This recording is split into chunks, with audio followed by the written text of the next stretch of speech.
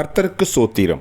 இன்றைய வேத வசனம் 128 சங்கீதம் 3 உன் மனைவி உன் வீட்டோரங்களில் கனிதரும் திராட்சை கொடியைப் போல் இருப்பாள். ஆமென். உன் பிள்ளைகள் உன் பந்தியை சுற்றிலும் ஒலிவ மரக் கன்றுகளைப் போல் இருப்பார்கள். ஆமென். 128 சங்கீதம் 3 உன் மனைவி உன் வீட்டோரங்களில் கனிதரும் திராட்சை கொடியைப் போல் இருப்பாள். உன் பிள்ளைகள் உன் பந்தியை சுற்றிலும் ஒலிவ மரக் கன்றுகளைப் போல் இருப்பார்கள். ஆமென். கர்த்தர் உங்களை ஆசீர்வதிப்பாராக, உங்களோடு கூட இருப்பாராக. ஆமென்.